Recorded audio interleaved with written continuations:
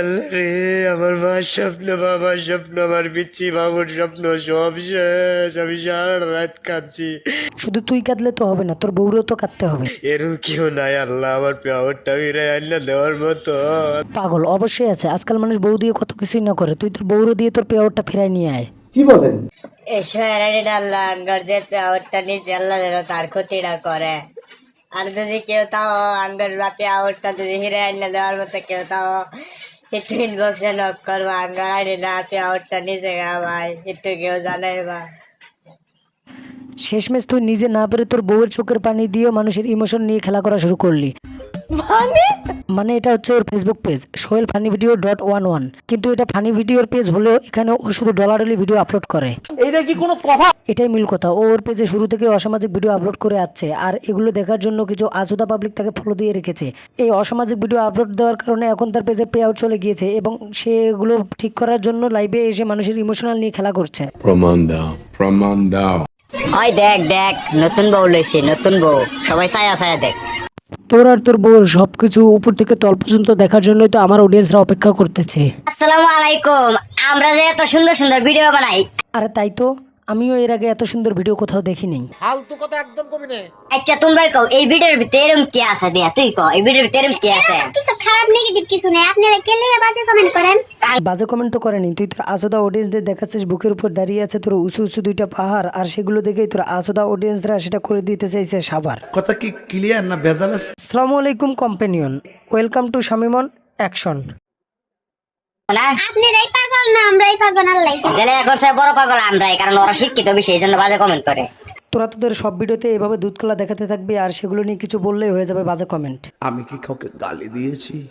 মাংস কাটার ব্যাপারি ভাই কাইটা দিমু নলি, ফায়ার লাইগা করতে পারি 6 রাউন্ডের গুলি, আমি রিপনাগের মত। ওরা নাচতে গেলেই ভিতর থেকে কলা বেরিয়ে আসবে আর সেই ভিডিও তারা পাবলিক প্ল্যাটফর্মে আপলোড করবে, আর আপনি কিছু বলতে গেলেই সেটা হয়ে যাবে বাজে কমেন্ট। তো তুমি সাজবাবো আর আমি সাজবো, কিন্তু দাদা জয় কমেন্ট কমেন্ট মালিকা জিলি, ও মালিকা জিলি দিও, সবাই কমেন্ট করবে কিন্তু দাদা। আপনি কি কিছু দেখেছেন? দেখলেও কোনো সমস্যা নেই, এরা আপনাকে দেখানোর জন্যই এগুলো করে থাকেন। এটা তো সাধারণ হাড়ের গোয়ার কালি মাখামাখি দেখাচ্ছে। এরা এত নিকৃষ্ট জাতের ভিডিও বানায় যে এরা টয়লেটে যাওয়ার ভিডিও আপলোড দিয়ে থাকেন। আমি বিশ্বাস করি না।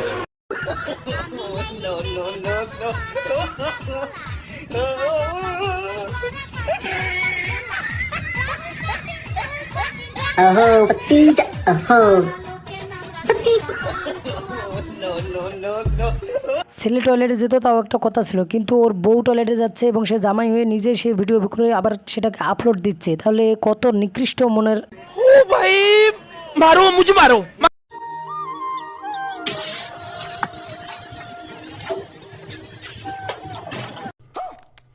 ঘর ছেড়ে এরা দুজনে একলগে বাথরুমে যাওয়ার কারণ আমার মনে হয় অনেক কারণ আছে। আসেন আসেন আসেন, মনে লাগলে আসেন।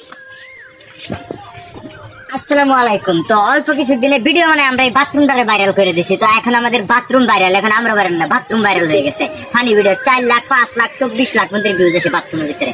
এরা বাথরুমের ভিডিও করে এবং সেটাকে আপলোড করে আর তাতে 4-5 লাখ করে ভিউ আসে, তাহলে এদের দোষ দিয়ে লাভ কি? আমাদের অডিয়েন্সদের রুচিটাই তো খারাপ।